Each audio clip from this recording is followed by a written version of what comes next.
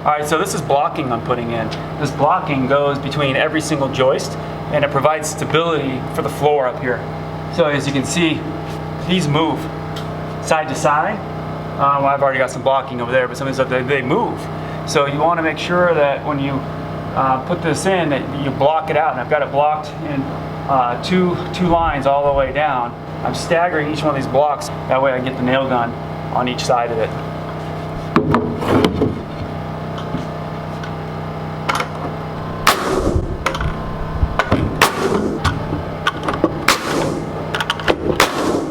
So now it's really steady.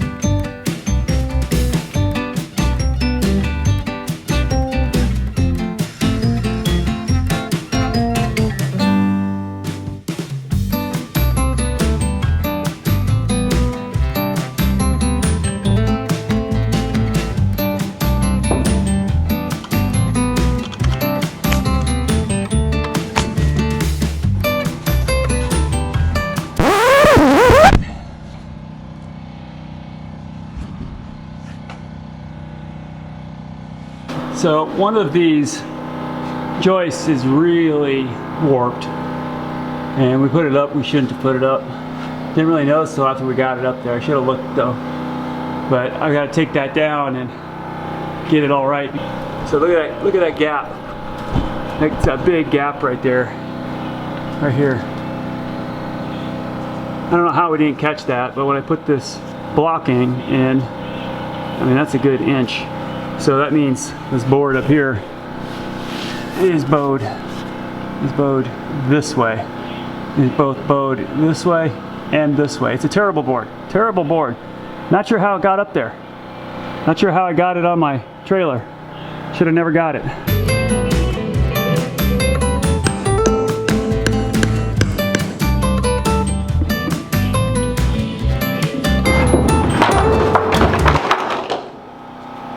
Well, that wasn't very elegant.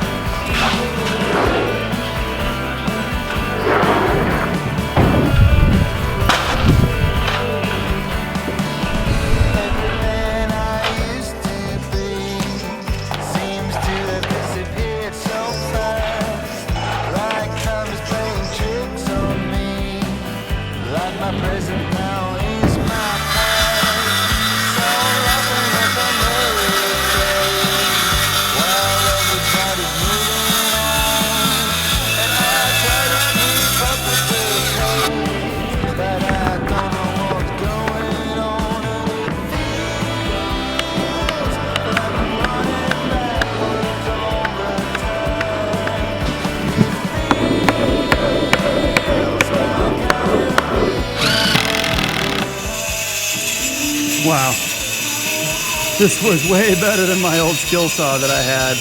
My dad just got me this because he saw how I was struggling with that other circular saw that The cord was cut, the blade was dull. It was terrible. Thanks, Dad. All right, so now I just gotta cut this notch in the subfloor to fit this post. So pretty easy, just a couple measurements. Cut it out with that new saw I got, which is awesome. So here we go.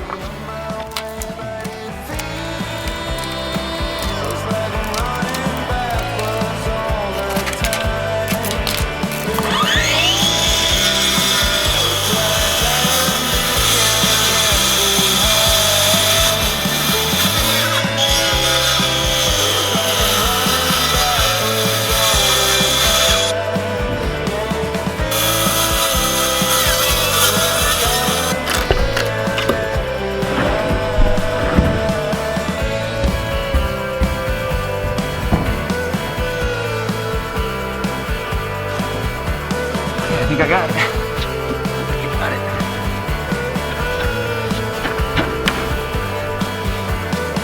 I do my best trying to make sense. Maybe all my past and future tense. When I'm lost on the open sea, you're the wave that will carry me. Now you see, it feels like I'm running backwards all the time. Feels like I am being left behind. Feels like I'm running backwards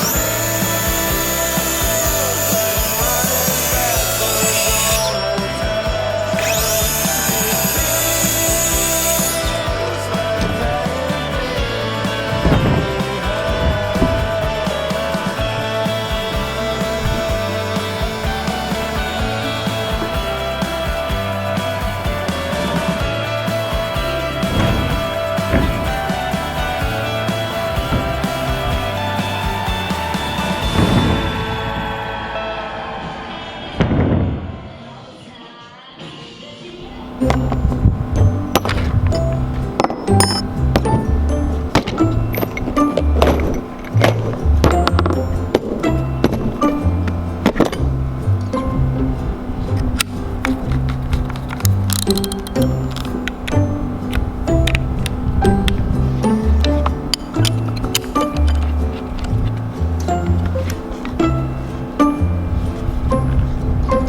So because I'm gonna have to put a lot of the anchor bolts into the concrete and drill, a few inches into the concrete and through the wood and pound those in, I went ahead and just bought a hammer drill and then the concrete bit that's long enough. This is a 10-inch bit, so I can get it down in through to the floor plate and into the concrete.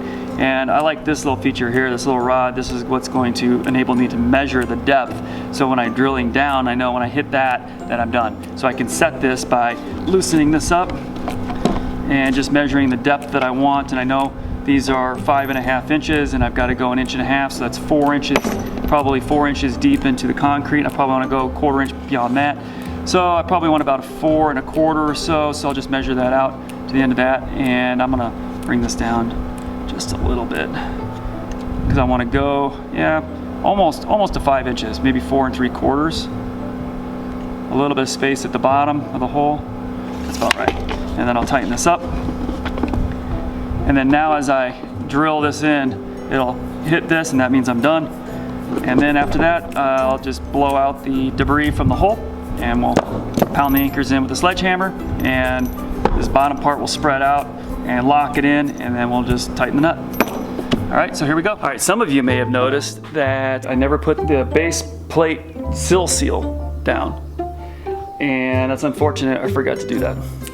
But, it's the workshop. So I'm definitely gonna make sure I do it for the apartment. I mean, it's good to keep the bugs out and just, the drafts and it's, putting the wood right on the concrete. It helps just put that little barrier in between the wood and the concrete. And I just forgot to do it. Well, I'm not gonna take this all apart and do it now. So, oh well, it's the barn, I'm learning. So first we're gonna measure and mark every 4 feet, and that's pretty much every 4 studs. I'll put a mark there, and so I don't really have to use a tape measure to do that. I can just count every 4.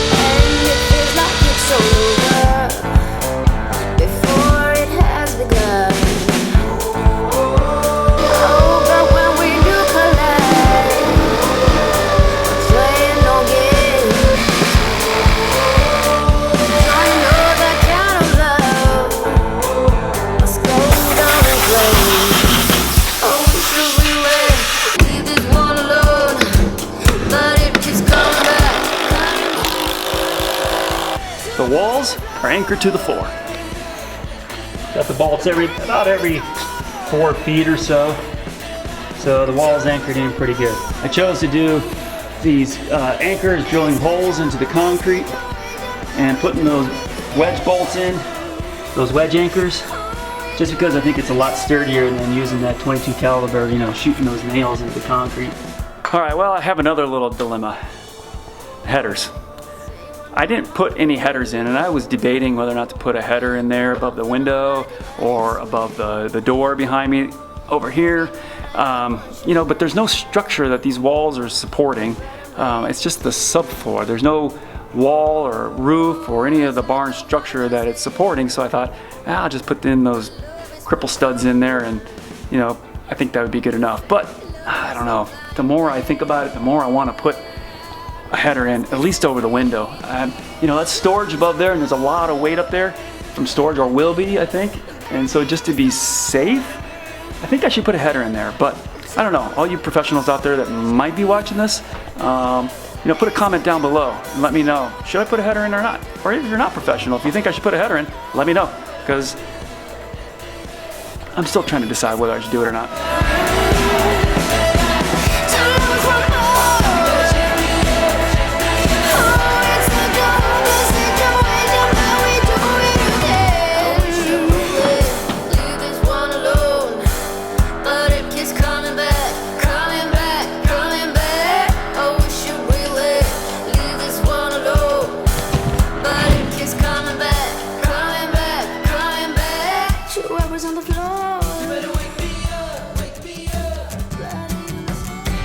We started moving a lot of stuff. All the stuff that's been in our attic at home, we were able to move a lot of that out here and put it up into this loft area. Every time we come out here now, we're loading my truck up with a bunch of boxes and totes and tubs and whatever we can do to get it up in here into the attic. There's actually, you can see some skis and some sleds and whatever we can get out of our house to declutter it so we can get it on the market soon. So we're moving right along. So thanks for watching. And if you'd like to see more, make sure you subscribe and hit that bell to make sure you get the alerts when I post new videos. Well, until next time, make something from scratch. It'll be fun.